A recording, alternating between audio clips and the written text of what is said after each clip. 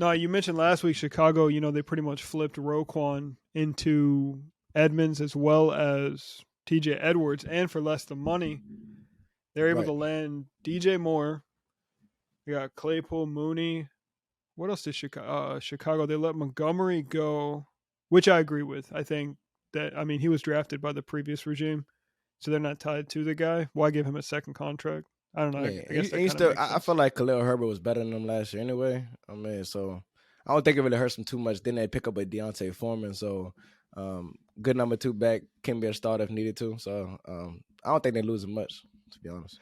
No, Deontay Foreman, he's actually like a really good running back. I believe he went to Texas for in college. But he was good, man. I think I said this before on here that he just doesn't really seem to love football. Like he was really good like in college, but then kind of just like started fading in college. But like his athleticism was still there, so it was almost like he wasn't really in the playbook or something like that. But he's a good player, Yeah, I really good mean, player. you can't really say enough about him. I mean, he was over at Tennessee. Derrick Henry goes down. He steps up, balls out. He leaves Hmm. there. He goes to Carolina. You know what I mean? CMC. He's in out of the lineup. He gets traded. He steps up. He balls out. So I mean, Hmm. what more can you expect from a guy? When his number called, he steps in, man. So I think Chicago. I do think they're gonna pretty much move on with Khalil Herbert and what I mean, Foreman.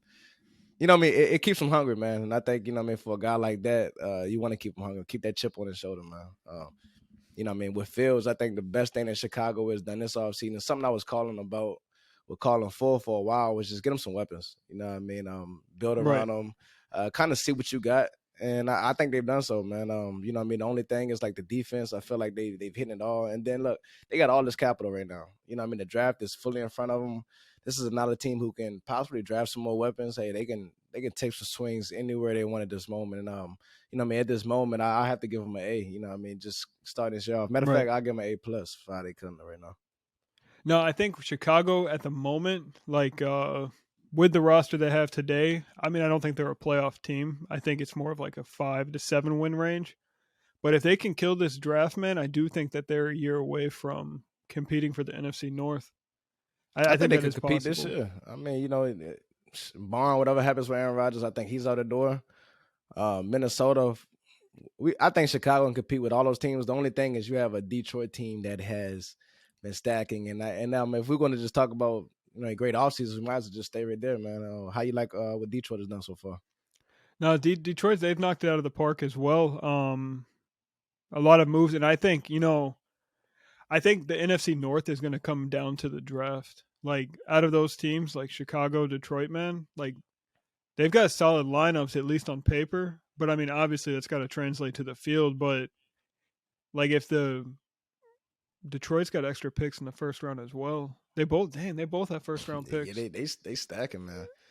So Yeah, I imagine Detroit takes like a corner in the first round for sure, maybe a lineman, and then if they can just draft guys like imagine if Detroit can have a draft like Seattle had last season, man, and what they can accomplish. true, Like true. if they can get 3 or 4 starters, because in the draft, obviously you're trying to get like 7 starters, but usually you'll end up with 3 or 4, and most of them are only starting because of their price tag. So you draft guys, you develop them, but if the development is already like past there, like you're in business. So But Detroit, I think they're primed up. Nah, I mean, if you think about the team and what they had in place, I mean, the offense, I'm sorry, was, lights out. I mean, strong running game, strong offensive line, the passing tech. I mean, it came to life. They got some guys over there. Obviously, I mean, losing DJ Chuck, maybe he comes back or not. But I mean, even outside of that, I mean, they got the weapons, man. And then you look at it from a defensive standpoint. But I think the main thing for them was finding some guys on the back end and go along with that pass rush. You know what I mean? You see him get a Cameron Sutton, one of the better guys, probably the only bright spot on that Pittsburgh Steelers defense, if you want to be honest, man. Manuel Mosley. So they're finding guys. And then lately, lastly, you see him get a CJ, Garner Johnson, man, who's, what I mean, a premier safety. So they got guys on the back end. You see them, what I mean, they bring in a David Montgomery just to kind of fill in for Jamal Williams. So I think in general, man, they building right. I'm glad that they building the back end of this defense. I think if the draft was to happen, just keep hitting in the trenches, man, building their strengths. The offensive line Right. is already good. The defensive line is looking better. go in and get Aiden Hutchinson some help, man. And I think they're cooking with something for real. No, I agree completely. Another offseason I am slightly impressed with. I think the Giants are doing all right. Okay. They did overpay Daniel Jones, but they did keep their guy. They tagged Saquon. They re-signed, I think it was Slayton, And Darius Slayton, Isaiah Hodges. So they both and their Isaiah weapons. Hodges. Yep. They trade for what's his name, Darren Waller. They've got a rookie tight end over there as well. So I mean, they've made some interesting moves. They signed Paris Campbell, the Bobby Karecki, the linebacker. So I mean, yeah, they've got pieces, man. Quietly, they've done well. I mean, outside of the Waller thing, that was kind of a big deal. Philadelphia, though, kind of doing a good job as well. They've really only lost C.J. Gardner-Johnson. Not really, man. I don't know. We on opposing sides with that. But I don't think it's been to the point that everybody is trying to make it as far as like overhyping it is what they've lost. But you know what I mean? But you know, I mean, some guys like TJ Edwards, they've lost. And I don't think people talk enough about the coaches, like losing your offensive coordinator and your defensive coordinator. You lose a Hargrave in the middle. But I think the main thing why I say it's not been overhyped is they do seem to have guys they could fill in. You know what I mean? They kept their backing together as far as like Slay and bringing a Brad back. But you know what I mean? I don't think it's been one of the better off seasons, but I don't think I would necessarily say a bad off season. I think they're just kind of treading right now, treading well. Well, I think, I do think Dallas has improved the most this offseason, just looking at it on paper. And I would put Philly 2, the Giants 3, and then Washington hasn't been found. So we don't know what they're up to. I bet you they're secretly working on Lamar. I think the biggest sign this offseason, man, is Javon Hargrave to San Francisco. Hey, San Fran, Because they keep stacking, man. I think that San Sneaky. Francisco's way of saying that they blew the Javon Kinlaw pick by bringing Hargrave in there. Because what is this, year 3 for Kinlaw now? So realistically, you wouldn't want to sign Hargrave here. You want your former first-round pick rolling. But you got Bosa, Armstead, Hargrave. You drafted Drake Jackson. They signed Cleveland Farrell, which we can call him a bust or whatever, but maybe when he's asked to do less over in San Francisco, like maybe he can ball out. I don't think he'll ever live up to that number 4 pick. Similar to like a Dante Fowler situation. Although there were two different things coming out of college. Like Fowler was that guy. Nobody knew who Cleveland Farrell was on draft night. Not only that, man, it's a guy who came in with all the expectations in the world, you know what I mean, of being that guy. And now you get a chance to be beside a Bosa and, you know what I mean, some of these big boys in the middle where, you know what I mean, all the pressure ain't on you. And then, you know, guys like that just somehow find a way to thrive. You know what I mean? Like you spoke about a Fowler, he was able to move in, get beside Aaron Donald or play with a Michael Parsons to, you know what I mean, start looking some way of like his former self of kind of what we expected him to be when they came out. So, yeah, it's sneaky moves like that a year later, you know, the Raiders scratching their head and San Fran is over here, you know what I mean, laughing on their way to the bank, man. Like, we got another one for cheap, man. So, yeah, sneaky moves and just thinking about like one move that just kind of moves it, right? You talk about a Hargrave. I thought, you know, Miami getting a Jalen Ramsey, that moves the needle. You know, I'm thinking about like moving the needle moves. You know, that's a big move. So I do like what Miami has done. I think they kind of remaking this thing, and then you get a Fangio in there, and you giving him the pieces like this, man. So I think they got a chance to make some waves. And then another team that I could think about off the top of my head, not Miami, but I would say the Jets. You know what I mean? They get an Allen Lazard in there. You know what I mean? Chuck Clark, safety. They got a lot of sneaky, underrated moves. But I think the main thing for them, and they just need a quarterback. And from all the buzz that we're hearing, it's just like at a little impasse with Aaron Rodgers. You know what I mean? But I do think it's going to happen. And once that happens, you know what I mean, on top of what they did last year and the picks and everything they got, you know what I mean, right now, and I think they could be in prime position next year, though. So that's another team. Right. No, the Rodgers thing will definitely happen. I just think that there's time to kill. Like, there is no really rush on it. So they'll get it figured out. It'll get done. And then we'll all just be like, oh, like, surprise. But that could be tomorrow. That could be in a month. Like, who knows? Couple of teams that I think I'm confused, I guess, of what they're doing. Carolina giving up that swapping picks and giving up all that capital to include DJ Moore. That's kind of crazy if you think about it. So you move up to the 1 spot. Obviously, that's for quarterback. Right. Who's he going to throw the ball to? because you just got rid of your best weapon. I mean, they got Thielen, right? But that's not They working out DJ Chark. Seem like a lot of number 2 guys. You know what I mean? right. But yeah, it's a weird offseason for them. I think they got to figure out who they are. They don't have no identity right now.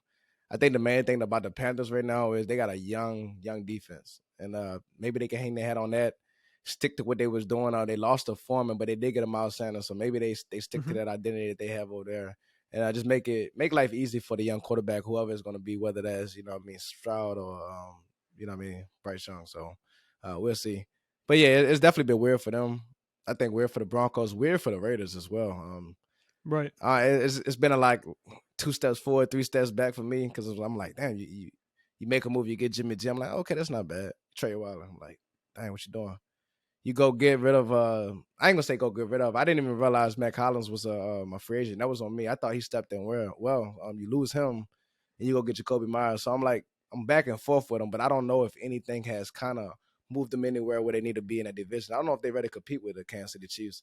I don't know if they can really, compete with the Chargers right now. Maybe they bounce back under Kellen Moore. Who knows? You know what I mean? The Broncos and Raiders both just head scratchers for me. I don't know what direction they're going. With the Raiders, I think, last year when they traded for Devontae Adams, you get Josh McDaniels in there, and I think they were trying to go for all of it, go for it all. But then they fell short, like significantly short, and they're kind of in this pivot stage where it's like we're not in a rebuild, but we're not going to the top. Like we just got to maintain so that we can keep going up. So I think you're slowly seeing Josh McDaniels get his way there. Like you get Jacoby Myers, you get Jimmy Garoppolo. He'll probably have Belichick's son like next week, and then slowly he's not turning it into New England, but getting pieces he knows he can thrive with. That work in his system. And I think with Darren Waller, it was just like, how available are you, man? Like, you haven't produced in 2 years. We paid you all this money. Like, I don't really see you working out in this system. Like, if you think about McDaniels, like, Gronk and Waller are 2 different tight ends, Facts. So, I mean, I think it's just kind of one of those things. Like, he doesn't see why he's got to pay this money for a tight end that he's not even going to use like that, Yeah, but then you lose that. But why not keep a Fabian Moreau, or what's the See, that's the part I don't get. Like, is it the draft? I think like for a lot of teams, I think once the draft happened, we'll be able to sit back and say, okay, now it makes a little bit more sense. We get a little bit more clarity on certain moves that the teams is making. There's a lot of teams just standing pat, and I don't really see them doing much. Like the Patriots, not much going on over there. They signed Gesicki, right? Yeah, I mean, but I mean, yeah, you know what I mean, Gesicki, yeah, and then you look at the Steelers, same thing. I mean, it's certain teams like that. I don't really want to call them bad, having bad off seasons, just like they haven't done anything. So I have to just, you know what I mean, it's like an incomplete for me. You know what I mean? Until I see something, until I see the draft, we get a more body of work of what these teams has done. The Texans, a team that I would say is, I kind of like what they've done. You know what I mean? A lot of people are like, hey, the Texans, what are you doing? But it's like they haven't done enough to win now, but they've done enough to help a young quarterback once you get that quarterback in there. You know what I mean? Like, he's not going to come in there and just be out of place, like, God damn, I don't have no help. I think you got a DeMond Pierce, so in there you go ahead and you get a Devin Singletary, you get a security blanket and Dalton Schultz. You still got Nico Collins and some guys over there. So I think for them, I like the direction that they've done. You know what I mean? That, you know what I mean? Maybe they're not fully ready to win now, but they've done enough to help their quarterback. And I think DeMeco Ryans and that defense, man, they might just be a surprise team. I don't know if they'll be a 8-win team or something like that, but I think they remind me a little bit of like the Chicago Bears last year, where they'll be in every single game. No, if Houston can hit the right quarterback and draft like 2 more starters, man, they'll be in business. They signed Jimmy Ward as well.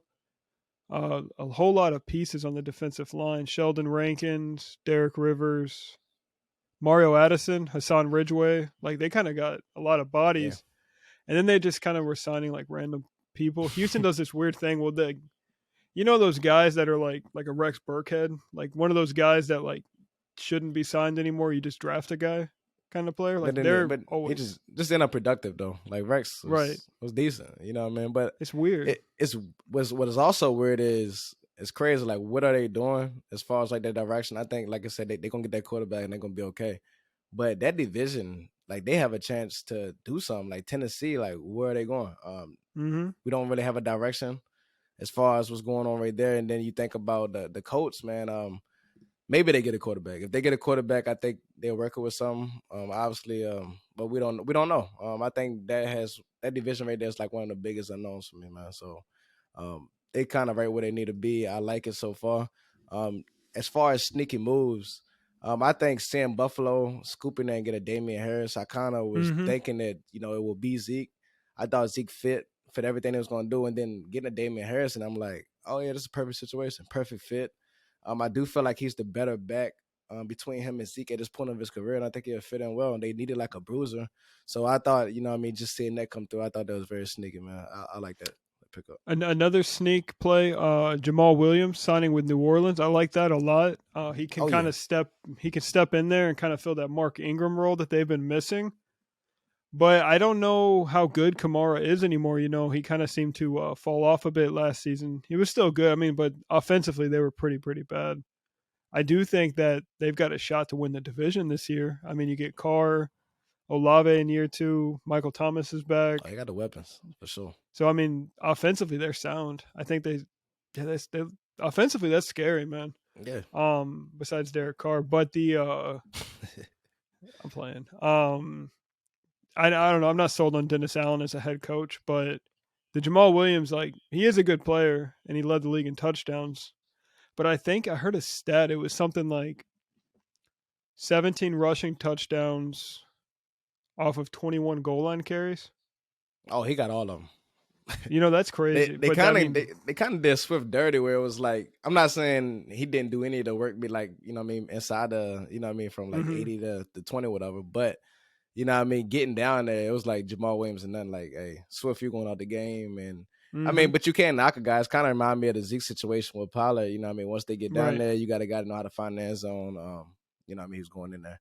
But to stick to your point, I think Jamal Williams, to that, it kind of gives him that Kamara and Mark Ingram feel again. Mm-hmm, And I kind of like what they got over there. They got a lot of weapons. The defense has always been a defense. They still got playmakers all over the field. You think about it, Taysom Hill, guys that can move around. Yeah, I like what the Saints been doing, man, for sure. and they got a first round pick again. I wish they kept their other first round pick instead of giving it to Philly, Right. but that's besides the point. But No, I think that'll probably wrap it up around the league. You got anything else? nah, the only thing I say, man, is it's weird.